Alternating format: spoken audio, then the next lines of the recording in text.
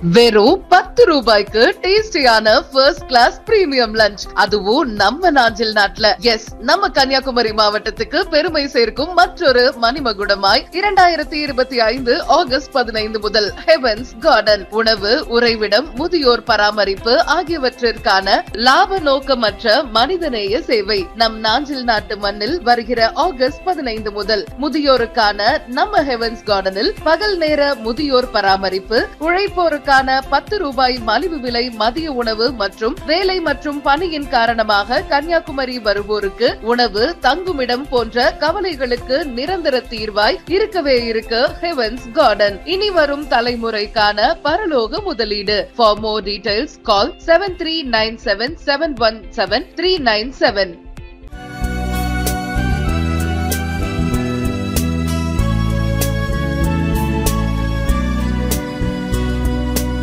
அங்கே தெரியும் வெளிச்சம், அது கலங்கரை தீபமோ? அங்கே தெரியும் வெளிச்சம், அது கலங்கரை தீபமோ?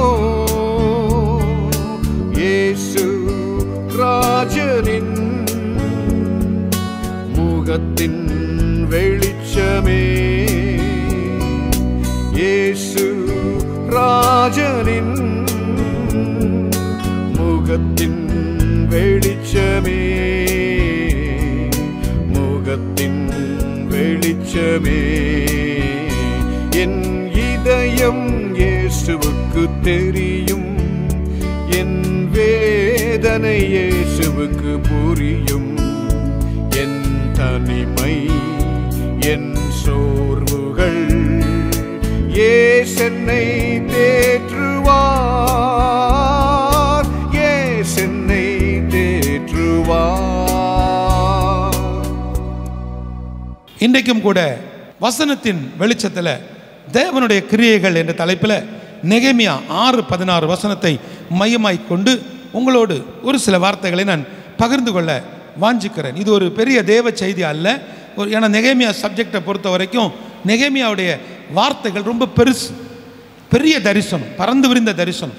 நெகேமியாவுடைய விண்ணப்பம், ஜெபம், அவருடைய பாரம், அவருடைய ஏக்கம், நெகேமியாவுடைய முடிவு, அவருடைய ஆளுமை, இப்படி நிறைய காரியங்களை நம்ம பேசிக்கொண்டே போகலாம்.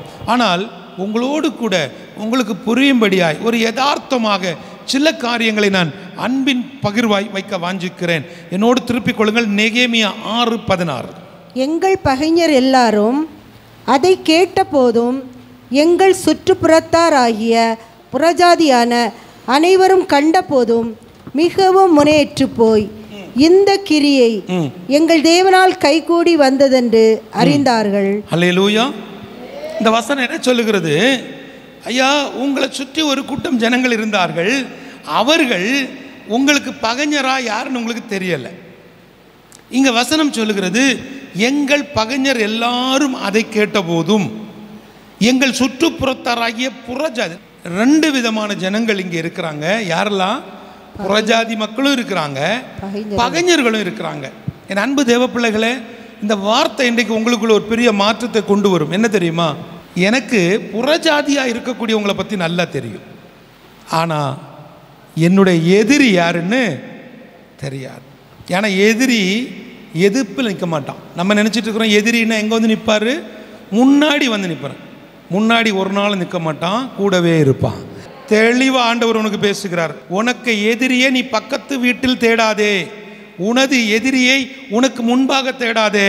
அந்த எதிரி உன் வீட்டுக்குள்ளேயே இருக்கிறான். அது உன் மனைவியாக இருக்கலாம், கணவனாக இருக்கலாம், பிள்ளைகளாக இருக்கலாம். உன் குடும்பத்தில் உள்ளவர்கள் தான் உனக்கு எதிரி. எனக்கு எதிரி அமெரிக்காவிலேருந்தெல்லாம் வர வேண்டியதில்லை. நான் கூடவே ஒரு கூட்டத்தை கூட்டி நடக்கிறேன் பாருங்க. அங்கே தான் எதிரி எழும்புவான், அங்கிருந்து தான் எழும்புவாங்க. எனக்கு தெரிஞ்சு கர்த்தருடைய ஊழியத்தை செய்யக்கூடிய எல்லாருக்கும் ஒரு பெரிய கிருபை உண்டு. எதிரிகளை உருவாக்கி கொண்டுருவாங்க. எதிரிகளை என்ன செய்வாங்க? கூடவே உட்காந்து சோறு போட்டு வளர்த்து அப்படியே கூட்டிகிட்டு வருவாங்க. ஒரு நாள் என்ன செய்யும்? எதிரி அதோடைய வேலையை காமிச்சிரும். ஆனால் நெகேமியாவுடைய வாழ்க்கையில் நடந்தது. அதுக்கு முந்தின வசனத்தை வாசிங்களேன். அப்படியே அலங்கமானது 52 நாளைக்குள்ளே கட்டப்பட்டு 52 நாளைக்குள்ளே கட்டப்பட்டு ஏலூல் மாதம் 25ஆம் தேதியிலே முடிந்தது. ஹெவன்ஸ் கார்டனுக்கு 52வது நாள் அப்படிங்கிறது என்னைக்கு? ஜூலை 31. உங்களுக்கு அன்னைக்கு தான் 52வது நாள் ஜெபம் முடியுது. எல்லா ஜெபமும், தானியல் ஜெபம், இந்த ஜெபம், நைட்டில் உள்ள ஜூம் பிரேயர் எல்லாம் கூடி வந்து ஒரே நாளில் முடியுது. முடியக்கூடிய அன்னைக்கு அலங்கம் கட்டி முடிக்கப்பட்டிருக்கும். அல்லேலூயா. இப்போ இந்த அலங்கத்தை பார்த்த உடனே மிகவும் முனையற்று போய், அது என்ன வார்த்தை? முனையற்று போய் அப்படின்னு என்ன தெரியுமா? போட்ட திட்டம் எல்லாம் உடஞ்சி போச்சப்பா. எத்தனை மொட்டை பெட்டிஷன் போட்டேன், ஒன்றும் கிளிக் ஆகலையே. எத்தனை வீடுகளில் ஏறி சொன்னேன், ஹெவன்ஸ் கார்டனுக்கு கொடுக்காத, மேத்யூ பிரதருக்கு கொடுக்காத, ஹெவன்ஸ் கார்டன் உங்கள் வீட்டுக்கு யாராவது தேடி வந்தால் வீட்டில் ஏற்றாத. எத்தனை சபைகளில், எத்தனை இடங்களில், எத்தனை குடும்பங்களில் இந்த பேச்செல்லாம் அடிபட்டுனா அவங்க அங்கே வந்து பார்ப்பாங்க.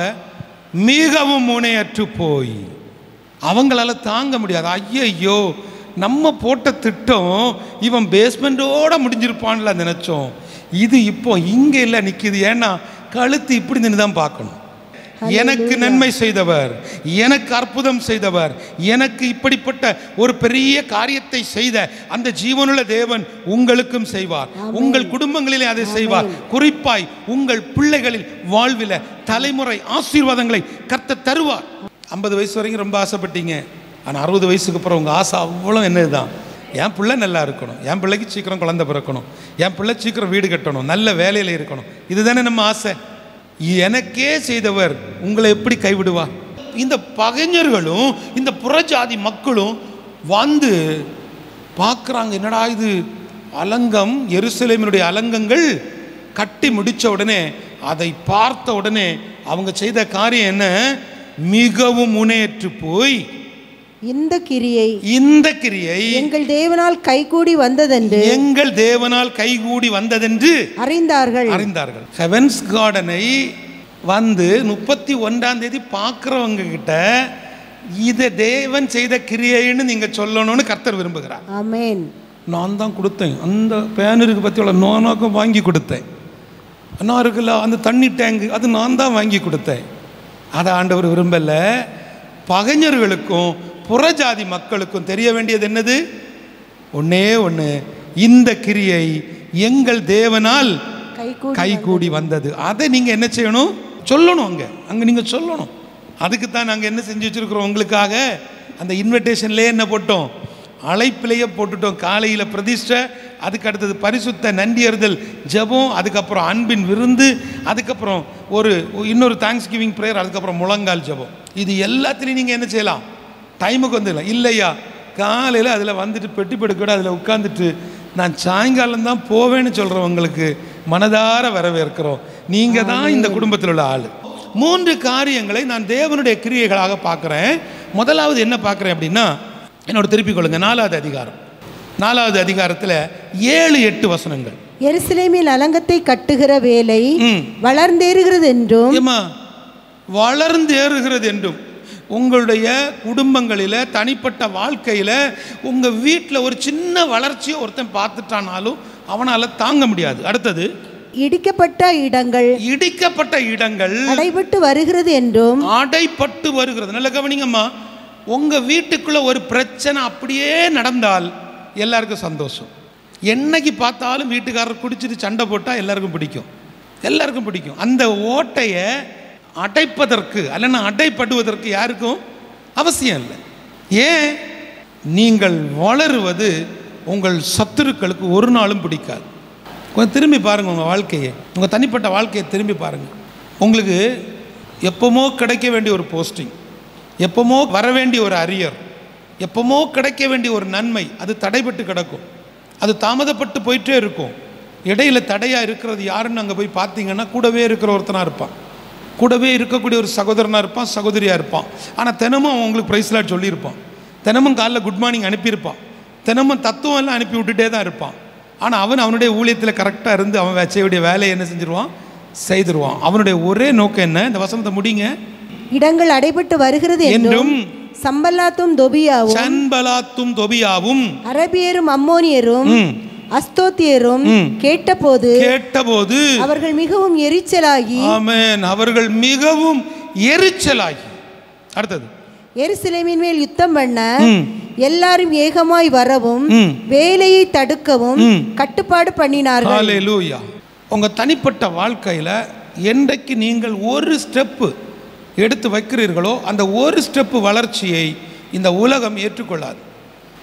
உங்க கண்ணு முன்னாடி கர்த்தர் ஒரு காரியத்தை செஞ்சிருக்கிறாருன்னா அது அவருடைய கரத்தினுடைய கிரியை, அது எங்களால் உண்டானது அல்ல, தேவன் தந்த ஈவு. கர்த்தருடைய வார்த்தை உங்களுக்கு தெளிவாய் வந்திருக்குது. நீங்கள் வளர்ந்து ஏறுவதையும் உங்களுடைய இடிக்கப்பட்டு கிடக்கக்கூடிய அந்த ஓட்டையை அடைப்பதை இந்த உலகம் ஒத்துக்கொள்ளாது. என்னை பார்த்தாலும் இதே கஷ்டத்தில், பாடுகளில், வேதனையில், கண்ணீரில் நீங்கள் இருந்தீங்கன்னா சமுதாயத்தில் எல்லாருக்கும் பிடிக்கும்.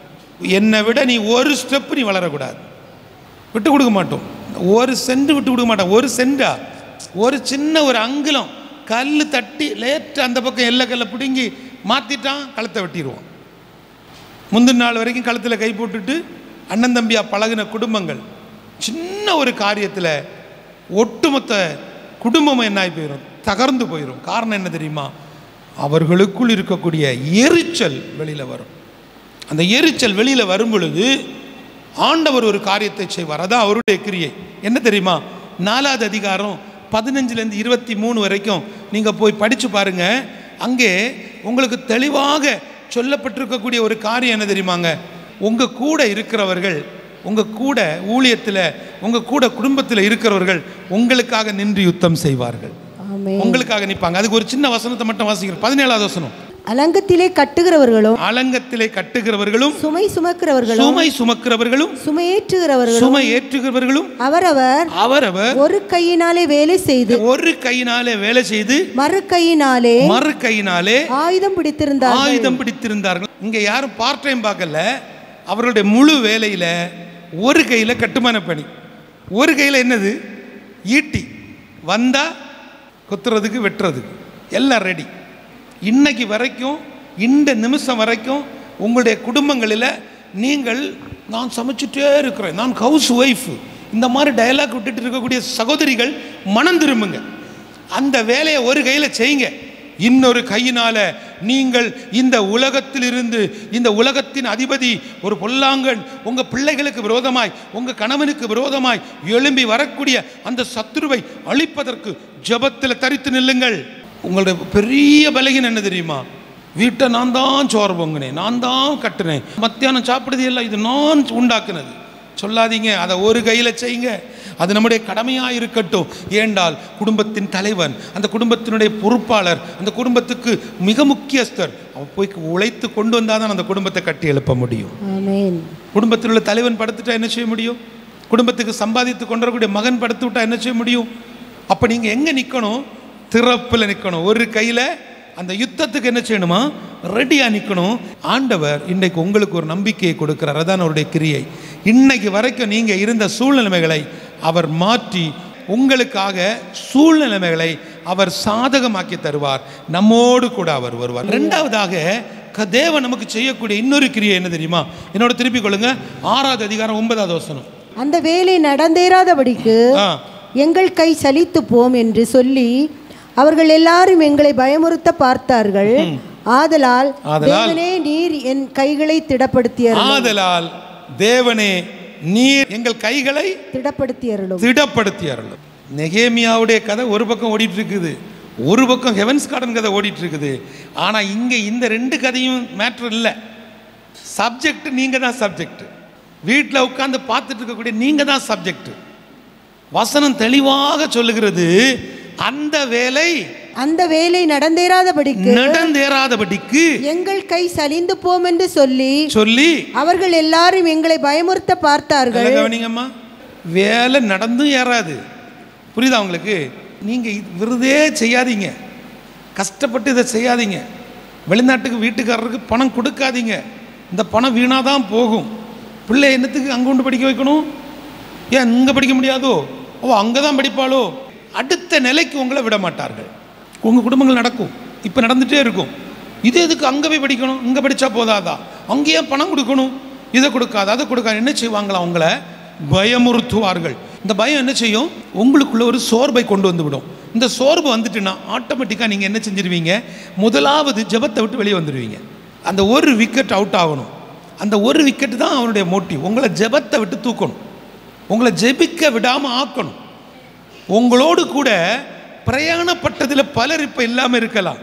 பிஸ்னஸ் பீப்புள் யாராவது இதை பார்த்துட்டு இருக்கிறீங்கன்னா தயவு செஞ்சு சொல்கிறேன், பிரதர் அவர் சொன்னார், பிரதர் அவர் சொன்னார், நம்ம 2 பேரும் பாதி பாதி போடுவோம், நான் கூடவே வருவேன்னு.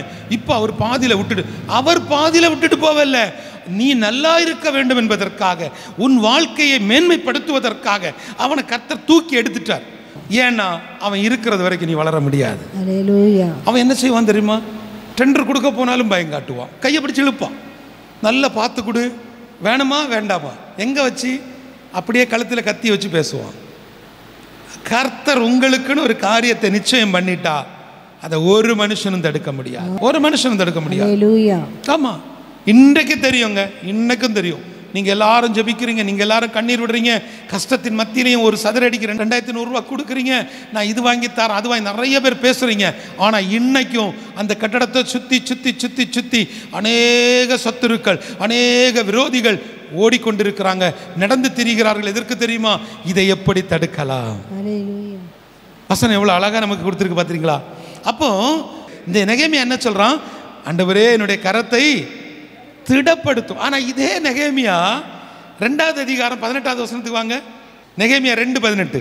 என் தேவனுடைய கரம் என்மேல் நன்மையாக இருக்கிறதையும், என்னுடைய தேவனுடைய கரம் என்மேல் நன்மையாக இருக்கிறதையும், ராஜா என்னோட சொன்ன வார்த்தைகளையும் அவர்களுக்கு அறிவித்தேன். அப்பொழுது அவர்கள் எழுந்து கட்டுவோம் வாருங்கள் என்று சொல்லி அந்த நல்ல வேலைக்கு தங்கள் கைகளை திடப்படுத்தினார்கள். நல்ல வேலைக்கு தங்கள் கரங்களை திடப்படுத்தினார்கள். இப்ப திடப்படுத்தினதுல பாதி பேர் போயாச்சு. நல்லா தெரிந்து கொள்ளுங்க, இந்த உலகத்துல கர்த்தர் உங்களுக்கு தந்திருக்கக்கூடிய ஆயுசு அது தீர்க்காயுசா இருக்கும். அது வரைக்கும் ஆண்டவருக்காக எதையாவது செய்யுங்க, சும்மா இருக்காதீங்க. பகல் நேரங்களில் சமயம் வாய்த்தாலும் வாய்க்காவிட்டாலும் திருவசனத்தை மற்றவர்களுக்கு சொல்லுங்க, அது உங்களுக்கு பெரிய ஆசீர்வாதமாக இருக்கும். இந்த 2வது கிரியை என்ன தெரியுமா, தேவனே நீர் என் கைகளை திடப்படுத்தி, கர்த்தர் நம்முடைய கைகளை என்ன செய்வார், கரங்களை திடப்படுத்துவார். 3வது ஒரு காரியத்தை சொல்லி முடிக்கிறேன். அடுத்தது 2வது அதிகாரம் நெகேமியா 2 அதில் உள்ள 10வது வசனம். இதை ஓரோனியனான சன்பலாத்தும் அம்மோனியனான தொபியா என்னும் ஊழியக்காரனும் கேட்டபோது இஸ்ரவேல் புத்திரரின் நன்மையை விசாரிக்க ஒருவன் வந்தான் என்பது அவர்களுக்கு மிகவும் விசனமாய் இருந்தது. ஒரே ஒரு காரியம், கர்த்தருடைய கிரியை. ஒன்னே ஒன்று கேளுங்க, ஆண்டவரே எனக்கு நன்மை செய்யுங்க, அவ்வளவுதான். நன்மைக்குள் எல்லாம் அடங்கி இருக்குது. உங்களுக்கு பலகீனம் மாறணுமா, அவர் நன்மை செய்தா போதும், எல்லாம் மாறிடும். பாருங்க, அந்த வசனத்துல 13வது அதிகாரம் 31 கடைசி பகுதி. என் தேவனே எனக்கு நன்மை உண்டாக என்னை நினைத்தருளும். பாருங்க, தேவன் உங்களை நினைச்சா போதும், அவ்வளவுதான். ஆனா நினைக்கணும்னா நீங்க யாரா மாறணும், நன்மை செய்கிறவர்களா மாறணும். யாருக்காவது நல்லது செய்யணும், மற்றவர்களை பற்றி யோசிக்கணும். இந்த நன்மையை குறித்து நான் ஒரு வார்த்தையை சொல்லி முடிக்கிறேன். நிறைய பேர் இங்கே இருக்கிறீங்க, உங்கள் இருதயத்தை தொட்டு சொல்லிக்கோங்க, நன்மை செய்ய திராணி இருக்கும் பொழுது அதை செய்யத்தக்கவர்களுக்கு செய்யாமல் இராதே. என்ன வார்த்தை தெரியுமாம்மா? இன்னைக்கு எதுக்கு இப்படி அழுதுட்டு இருக்கிறோம், ஏன் இன்னைக்கு இந்த கண்ணீர் விட்டுட்டு இருக்கிறோம்? நிறைய பேருக்கு நன்மை செய்தோம். இந்த உலகத்தில் இயேசு கிறிஸ்து எப்படி இருந்தாரா, நன்மை செய்கிறவராகவே சுற்றி திரிந்தார். ஆனால் ரொம்ப எச்சரிக்கை என்ன தெரியுமா, நன்மை செய்ய திராணி இருக்கும் பொழுது அதை செய்யத்தக்கவங்களுக்கு செய்யுங்க. இந்த தகுதி என்ன தகுதி? இந்த நன்மை இவங்களுக்கு கிடைச்சா இவங்க இருப்பாங்களா? இருக்கணும். நல்ல கவனித்துக் கொள்ளுங்க. ஆண்டவரே எனக்கு நன்மை செய்யும். எனக்கு இந்த நெகேமியாவுடைய ஒட்டுமொத்த அதிகாரங்களை நான் படித்த பொழுது அதில் ஒரே ஒரு வார்த்தை, அவன் ஒரு சின்ன ஜெபந்தான், இவ்வளவுதான் கேட்குறான், என் தேவனே எனக்கு நன்மை உண்டாக என்னை நினைத்தரலாம். அப்படியே எழும்புவோமா, ஜெபம் பண்ணி முடிச்சிருவோம். ஹல்லேலூயா.